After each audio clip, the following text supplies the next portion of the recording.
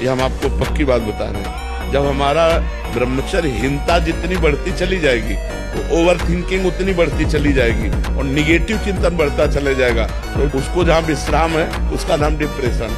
आप सच्ची मानिए, जिसके निकालने में तुमको सुख की अनुभूति हो रही, उसको रोकने में कितनी सुख की अनुभूति हो रही। उन्मत्त हो जाओगे बहुत जल्दी। आपके यहां सारे के सारे करण भगवदाकार होने लगेंगे यदि आप ब्रह्मचर्य का पालन करें। शरीर स्वस्थ, हल्का, मन प्रसन्न, नींद आदि पर विजय, कितने गुण ही गुण। चाहे गृहस्थ में हो, चाहे विरक्त में हो, चाहे वृंदावनवासी हो या वृंदावन के आश्रित हो, परिस्त्री के प्रति काम भाव से दर्शन करने से सारे सुकृत नष्ट हो जाते हैं। और कहीं उनके अंग प्रत्यंग का अचानक दर्शन हो जाता है तो दोबारा दृष्टि नहीं जानी चाहिए। अगर एक बार आपने देखा, दोबारा फिर काम भाव से देख लिया तो आपकी तपस्या, आपके सुकृत सब ढक जाएंगे। बाणासुर की जब भुजाओं का भगवान सुदर्शन चक्र से छेदन कर रहे थे, श्रीमद् भागवत में पढ़ लेना, तो जब देखा उनकी कुल माता आदि देवी ने कि अब किसी भी तरह भगवान का सुदर्शन चक्र छोड़ेगा नहीं बाणासुर को, वो दिगंबर होकर सामने खड़ी होगी। श्री भगवान ने आंख मूंद ली और सुदर्शन चक्र को शांत कर लिया। इसमें महादेव जी की प्रेरणा थी, क्योंकि चाहते थे 4 भुजाएं तो बची नहीं, 1000 भुजाओं का छेदन। आगे भगवान का सुदर्शन चक्र रुकता ही नहीं बिना आज्ञा के। भगवान शिव की आंतरिक प्रेरणाओं, उनकी जो कुल देवी थी वो आकर दिगंबर होकर खड़ी हो।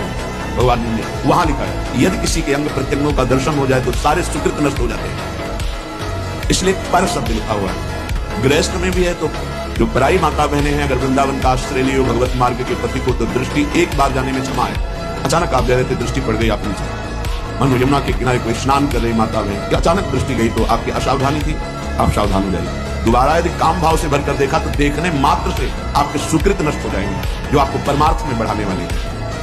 ब्रह्मचारी का स्वभाव गंभीर होता है, विचार परिपक्व होता है, स्मृति प्रवीण होती है उसकी, और हर कष्ट सहने की सामर्थ्य होती है। गर्मी, सर्दी, बरसात, पीड़ा, अपमान, निंदा, वो महान शीतलता अंदर प्रदान करता है। मस्ती एक रहे और कहीं निरंतर भजन और ब्रह्मचर्य, क्या दुर्लभ रह गया संसार में उसकी। देखो हनुमान जी महाराज परम भागवत है ना, जब राम जी के पास बैठे तो चरण ऐसे कितने भोले लग रहे, और जब उनका सेवा धर्म देखो तो अट्टहास कर गर्जा कपि बड़े लाग आकाश, हरि पेरित तेहि अवसर चले मनु 49।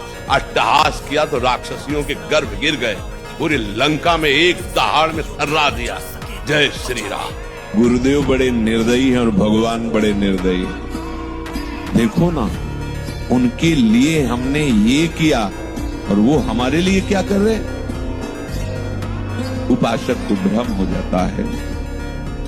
भगवान आपके हृदय में उपदेश करते हैं कि आप गलत करने जा रहे हैं, तो आप सुनते भी नहीं। वही जब गुरु रूप में आप पर शासन करते हैं, तो जो सौभाग्यशाली होता है उसी को गुरु का शासन स्वीकृत होता है, नहीं तो अस्वीकार कर देता है, अपने को निर्दोष साबित करता है। गुरुदेव के सामने इतनी मूढ़ता है, बहुत बड़ी गलती है। अरे जो निर्दोष हैं वो उनके चरणों में बैठ के कहते हैं, मैं तो सब दोषों से युक्त हूँ, भगवान अगर आश्रय है तो आपका है। बड़े बड़े अपराध करने वाली वृत्ति मेरी, जो निर्दोष है तो हम सफाई पेश करते हैं कि हम निर्दोष हैं। अपने जीवन भर के लिए सूत्र याद कर लो, कैसी भी परिस्थिति हो, राधा राधा राधा। मृत्यु वरण कर सकते हैं, आपको नहीं छोड़ सकते, जीत जाओगे। व्यापार चलना ना चलना, प्रयास निष्फल होना। सुदामा जी को खाने को भी नहीं था कहीं, पर अपनी निष्ठा से नहीं हटे, तो जैसी द्वारिकापुरी वैसी सुदामापुरी बन गई। बस हम ये समझाना चाहते हैं कि गरीबी और अमीरी ये 2 पहलू हैं, पर सत्य वस्तु जो प्रियालाल है, उनसे यदि हम चूक गए फिर बह जाओगे संसार में। जैसी परिस्थिति बढ़िया है, हमारे लायक है, भगवान ने दिए, बस जैसी भी दुख है दुख हो, सुख है सुख, वो सब देख रहे हैं। विचार बहुत बड़ी सिद्धि है, विचार ही बहुत बड़ी उपलब्धि है, विचार ही हमारे जीवन को उज्जवल बनाते, विचार ही जीवन मृत्यु तुल्य कर देते हैं। भजन से क्या मिलता है? उत्तम विचार, न किसी भी द्वंद्व का कोई प्रभाव नहीं। एक सेकंड में हर विकार को मिटाकर भगवत स्वरूप में स्थित। नहीं, 4 दिन का भैया ये शरीर है, 4 ही दिन का समझो। इसके बाद जो गति होगी, हमारे शरीर को कोई काटे तो कष्ट होगा ना।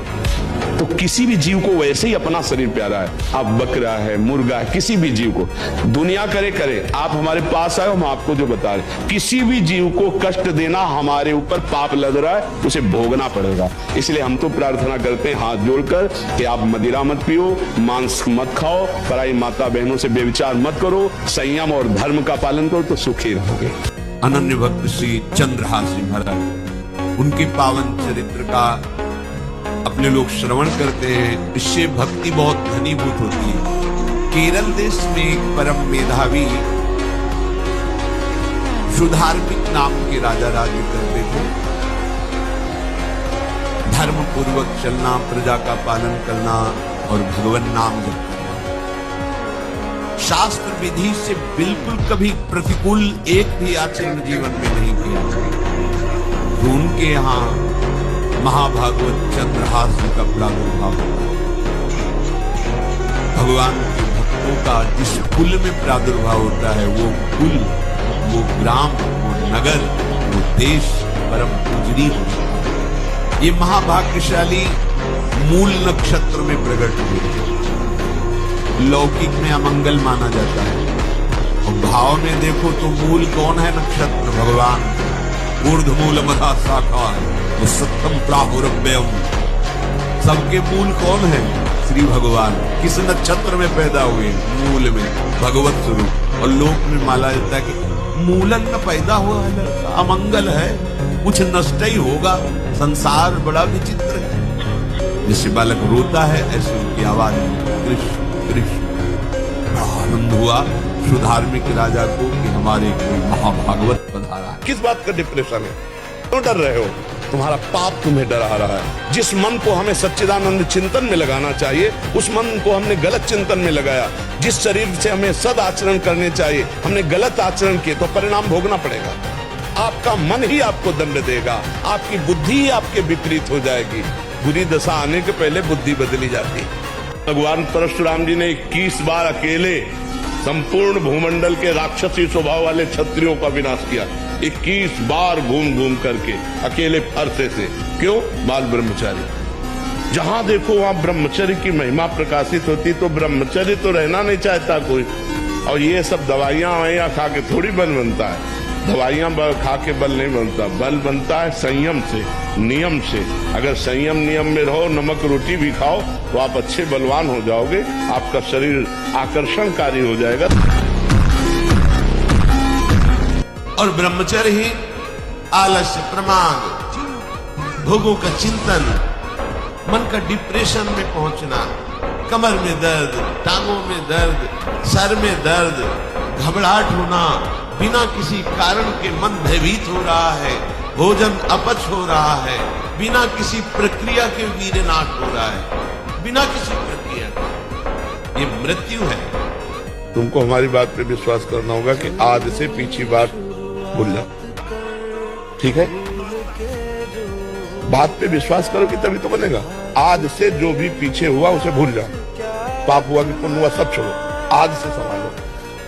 और राधा नाम जो तुम्हें नाम प्रिय लगे, नाम जप करो। और वो जो गलतियां पूर्व की हो गई, वो जब स्मृति में आवे, तो नाम जप करते हुए ना अच्छा मानो ना बुरा मानो, तो डिलीट हो जाएंगे। और नाम जप में बड़ी सामर्थ्य, कुछ भी अपराध बन गए हो सब क्षमा हो जाते हैं। देखो हम हैं तो बच्चे हैं, हम सब बच्चे हैं, और भगवान की बड़ी विचित्र माया है, तो हमसे गलती हो सकती है, किसी से भी हो सकती है।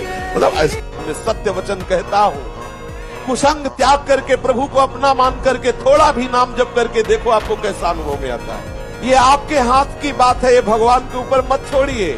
और भगवान चाहेंगे तो भजन हो जाएगा। भगवान ने तो चाहे तुम्हें मनुष्य जन्म दिया, तुम्हें सत्संग दिया, तुम भजन छोड़ दो। और भगवान के ऊपर वो ताकत नहीं कुसंग की कि तुम्हें परास्त कर सके, यदि जिह्वा में नाम है। ये भगवान से विमुख कर देने वाले लोग, भगवान से विमुख कर देने वाले विषय, भगवान से विमुख कर देने वाला चिंतन, इसे छोड़ के देखो कैसा आनंदन हो। और ये छोड़ने की सामर्थ्य नाम ही देगा। भगवान का नाम आग है, तुम्हारे समस्त कर्म संस्कार भस्म करके महान तेजों में तुम्हें बना देगा। जब हमारा कोई अपमान करे तो हमें सहकर वहां से चल देना चाहिए, हिसाब भगवान के ऊपर छोड़ देना चाहिए। और अगर हम वो गाली दिया और हम चुप हुए सुन के चल दिए तो उसको गाली देने वाले को ऐसा दंड मिलेगा समय पर कि दोबारा किसी को गाली नहीं देगा।